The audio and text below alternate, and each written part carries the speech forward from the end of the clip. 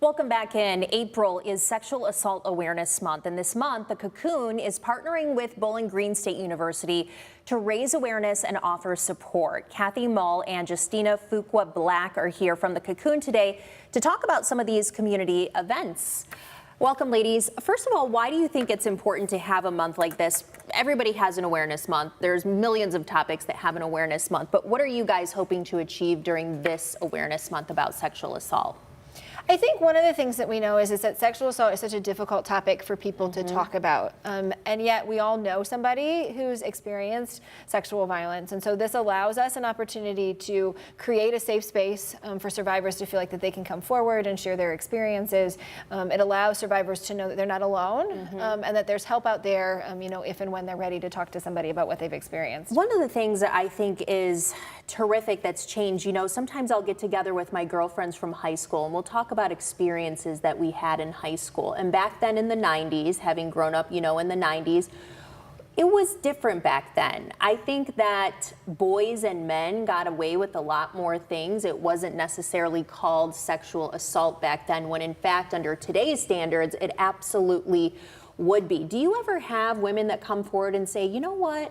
Maybe what happened to me back then, all those years ago, was in fact a sexual assault? Yeah, definitely. And I think, again, you're right. The narrative around sexual assault has changed. It's become much more of a Me Too movement, right? Made it much more of a space where folks were like, wait a minute, you know what I mean? Like, you've shared you've experienced that, and now I remember experiencing that, and it gives it a different way to process and talk about it. And so I would agree. I think that, we've seen this continuum of folks, recognizing that maybe some of the things that they've experienced, was sexual assault or sexual violence, and didn't recognize it at the time. And I think especially with the young kids in a high school or college atmosphere, there may be some drinking or partying going on. Is that one of the reasons that you guys wanted to partner with BGSU, is to kind of get that message out there? Hey, you may be in some situations where there may be some dicey things going on. This is what you need to know. This is what you need to be aware of. Absolutely. So when it comes to our partnership with BGSU, we really try to aim at our target audiences. What we do know is statistically, individuals ages to 18 to 24 are at the highest risk for experiencing sexual violence on or off college campuses. And so we really try to bring awareness to that specific population, to have uncomfortable conversations about consent and about bystander intervention and how to be a responsible bystander to help prevent violence from happening with our next generation of young professionals and just our community-wide efforts. So some of these events that you guys have going on in April, walk us through some of those. You've got a teal ribbon display in downtown Perrysburg right now.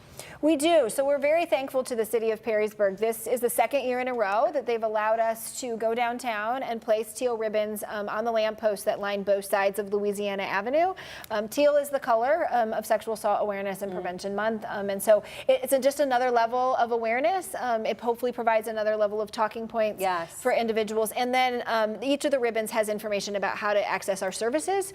So if you or someone you know is in need of services as a result of a sexual assault, it makes it really easy to know how to access those. I think that's great. I can envision, maybe a mother and her daughter who's in this high-risk age group just walking down the street in Perrysburg. Hey, what does this mean? And that opens up an important conversation that maybe a mother and daughter could really benefit from having. It is also, there's a yarn storming. What's this about?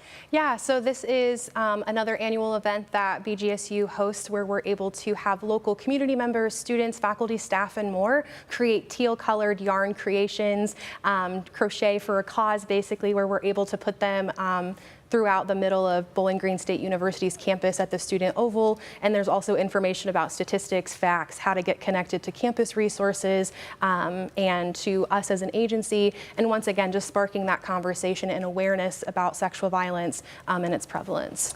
And also April 4th, a Take Back the Night. So we've already done April 4th. You guys already had this. How'd that go?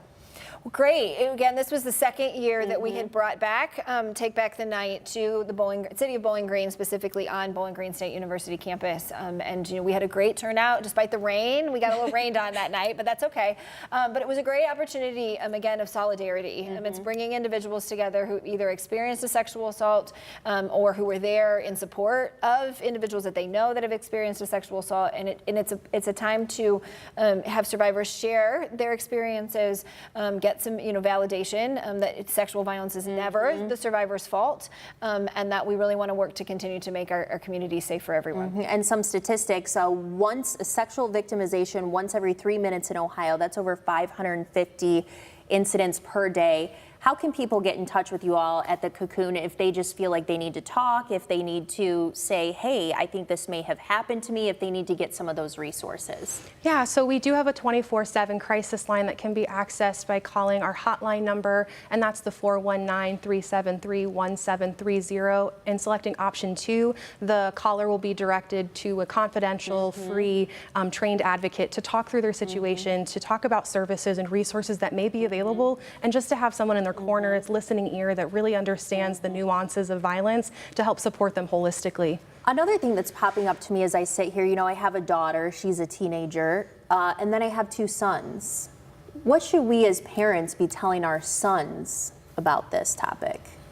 That's a great question.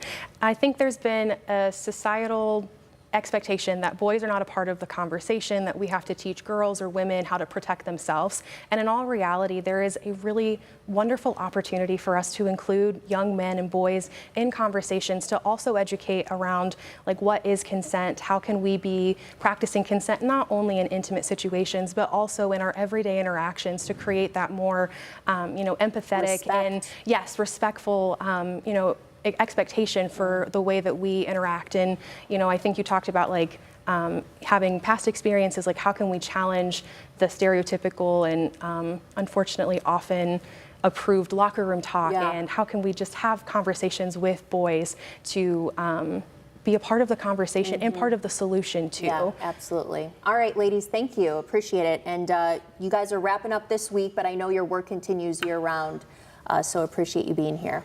Thank you so much.